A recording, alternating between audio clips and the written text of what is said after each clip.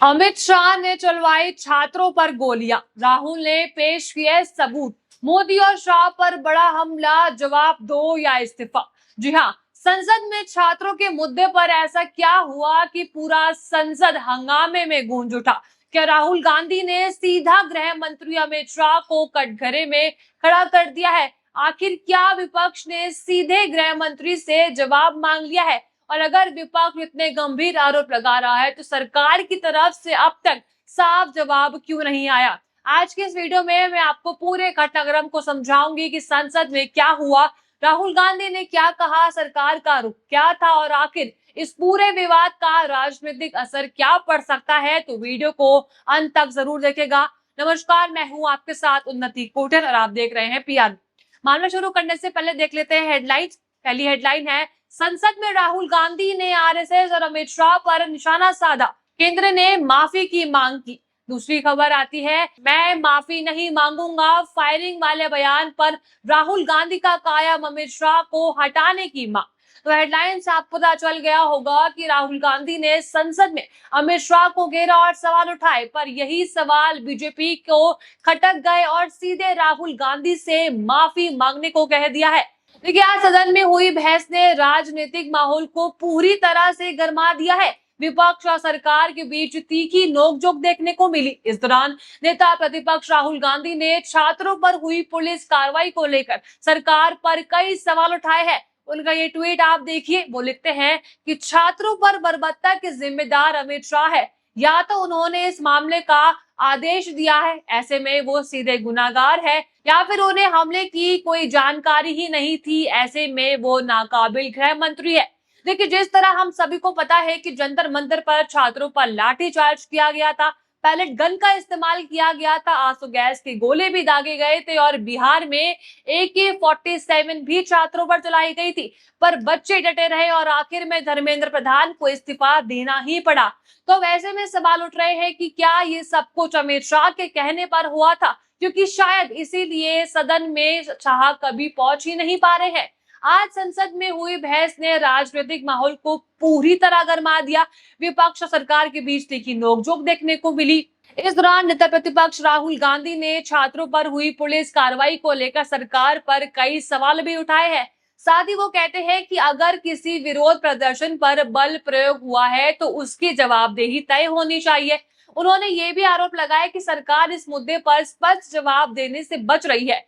राहुल गांधी ने गृह मंत्री से सीधे जवाब देने की मांग की और कहा कि इतने गंभीर मामले पर संसद के भीतर चर्चा भी होनी चाहिए। उन्होंने ये भी कहा कि अगर विपक्ष आरोप लगा रहा है तो सरकार को तथ्यों के साथ अपना पक्ष रखना चाहिए। उनका आप ये ट्वीट देखिए, वो लिखते हैं कि why is Amit Shah so scared of coming to parliament and explaining the brutal violence against students? जी हाँ, राहुल गांधी ने साफ तौर पर कहा कि आखिर अमित शाह संसद आने से इतना डर क्यों रहे हैं और बच्चों पर जो हिंसा हुई है उसका जवाब क्यों नहीं दे रहे हैं। अब इसके बाद सदन में माहौल और ज्यादा गर्म हो गया है। सत्ता पक्ष के सांसदों ने राहुल गांधी के आरोपों का विरोध किया और दोनों पक्ष के बीच तीखी बहस देखने को मिली।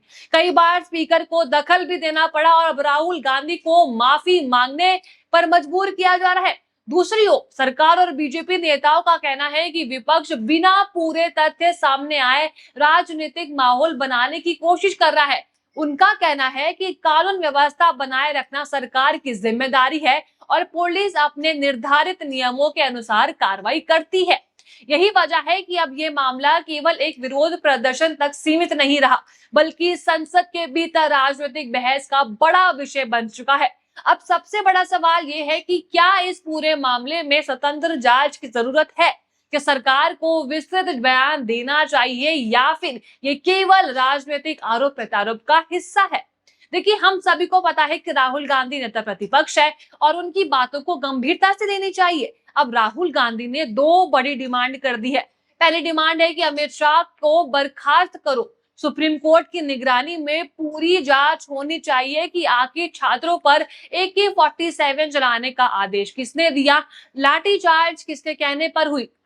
लेकिन जांच तब शुरू हो जब अमित शाह को बर्खास्त कर दिया जाए। देखिए, लोकतंत्र में विपक्ष का काम सवाल पूछना होता है और सरकार का काम होता है उन सवालों का जवाब देना। इसलिए आने वाले दिनों में ये देखना महत्वपूर्ण होगा कि सरकार इस मुद्दे पर क्या आधिकारिक प्रतिक्रिया देती है और क्या कोई जांच या विस्तृत स्पष्टीकरण सामने आता है। पर राहुल गांधी को बोलने नहीं दिया गया। संसद में तो उन्होंने ट्वीट करके कहा कि आज संसद में मेरे भाषण के दौरान मैंने दिल्ली के छात्रों पर हुई बर्बरता का मुद्दा उठाया और इसके जिम्मेदार का नाम लिया, तो जो थे गृह मंत्री अमित शाह। मुझे बीजेपी ने बोलने नहीं दिया। आज शाम 6 बजे प्रेस कॉन्फ्रेंस करूंगा और वो सब कहूंगा जो सदन में मुझे कहने नहीं दिया। माइक बंद कर सकते हैं, छात्रों की गूंज नहीं। अब यही सब दर्शाता है कि किस तरह मोदी सरकार हर बार सच को दबाती आई है और अगर कोई उसे बोलना भी चाहे तो उसे चुप करवा देती है। आप जरा सुनिए कि राहुल गांधी ने अपने प्रेस कॉन्फ्रेंस में क्या कुछ कहा। As you saw today, leader of opposition is not allowed to speak in the Lok Sabha. Multiple times I asked the speaker, bring order to the house so that I could speak. Multiple times Riju ji, Rajnath Singh ji, others were allowed to speak, but I'm not allowed to speak. And the excuse was that I said something about Mr. Amit Shah. I said that Mr. Amit Shah was responsible for the brutality that was carried out. I was also given an assurance that if I apologize, then I will be allowed to continue to speak. See, the first thing is I will never ever apologize to the BJP, RSS or any other person associated with them. This is something that has to be understood. सुना आपने कि वो कहते हैं कि उनको आज सदन में बोलने से रोक दिया गया क्योंकि वो अमित शाह के बारे में कह रहे थे और उनको बोला गया कि अगर वो माफी मांगते हैं तो उनको आगे भी बोलने दिया जाएगा। पर राहुल गांधी अमित शाह को ही भारत के छात्रों के खिलाफ हुई पुलिस की कथित बर्बरता के लिए पूरी तरह जिम्मेदार मानते हैं। तो इन सब से यही साफ होता नजर आता है कि किस तरह मोदी सरकार जनता के साथ साथ विपक्ष को भी चुप करवाना चाहती है और शाह को बचा रही है, क्योंकि मोदी सरकार को डर है कि कहीं उनके सीक्रेट्स बाहर ना चले जाए। पर फिलहाल इतना जरूर कहा जा सकता है कि संसद में हुई इस बहस ने राजनीतिक तापमान बढ़ा दिया है। विपक्ष जवाब मांग रहा है जबकि सरकार आरोपों को राजनीति बता रही है। आपको क्या लगता है, क्या छात्रों पर हुई कार्रवाई की निष्पक्ष जांच होनी चाहिए और क्या इस मामले में और पारदर्शिता भी होनी चाहिए? आपको क्या लगता है, अपनी राय कमेंट बॉक्स जरूर बताइएगा। और अगर आपको वीडियो अच्छी लगी हो तो लाइक शेयर करें और बने रहिए PRB के साथ। धन्यवाद।